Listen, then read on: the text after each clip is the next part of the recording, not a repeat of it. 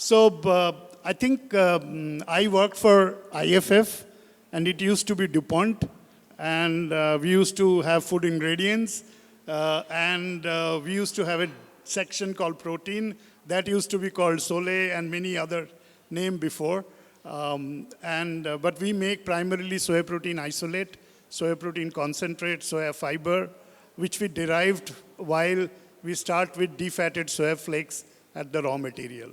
So in the sense, the soya protein isolate, we started in 1995.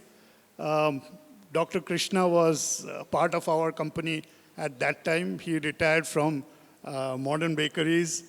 I'm also happy to have Sridevi, who is my batchmate from CFTRI way back. And that's a great occasion. Of course, Suresh, Kavita, and all. So as I said, we started in 1995, and we didn't know, and we don't make it in India. We have several plants in US, Brazil, Europe.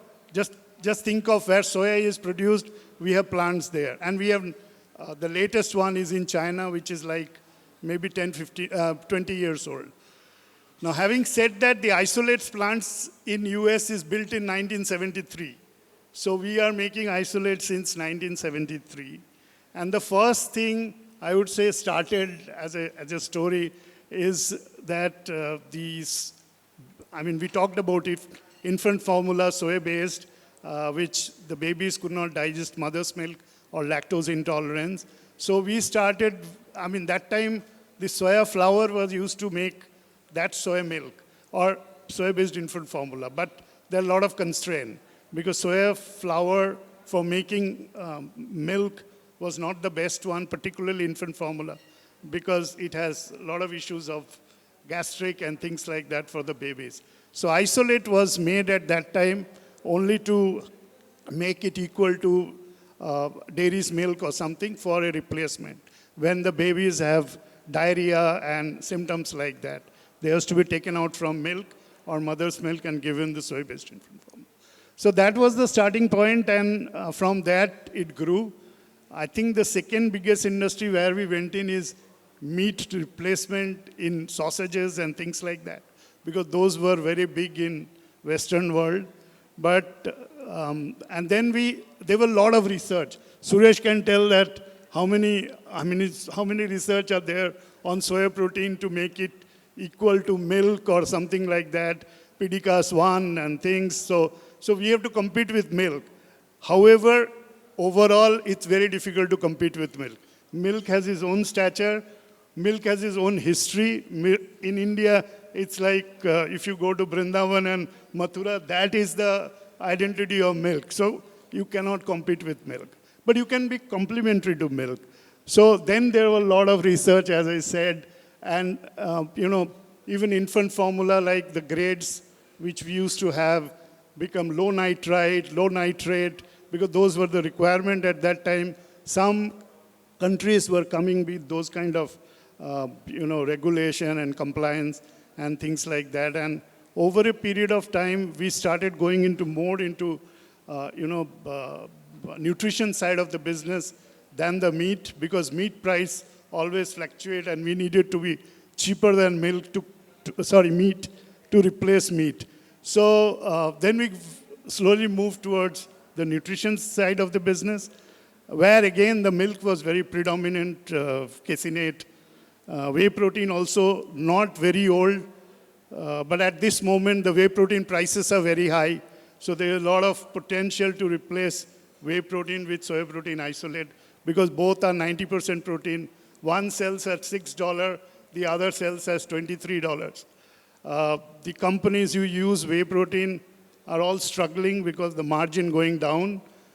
Now, having said that, I think those are some new opportunities and new technologies which are coming up. Although soy protein can never be taste-wise equal to whey protein, but we can easily replace 20, 30, 40% of that product where whey is predominant. So those are the new things. There are a lot of other things which are coming up in the sense low sodium products. People are asking for low sodium grades, and while manufacturing, traditionally soy protein you use some salt and things like that to modify. So we have 100 grades of isolates, all for different application. The product which goes for product powder application, and those are not same for UHT or Tetra Pak or things like that, because there the product has to go through 140 degrees Celsius.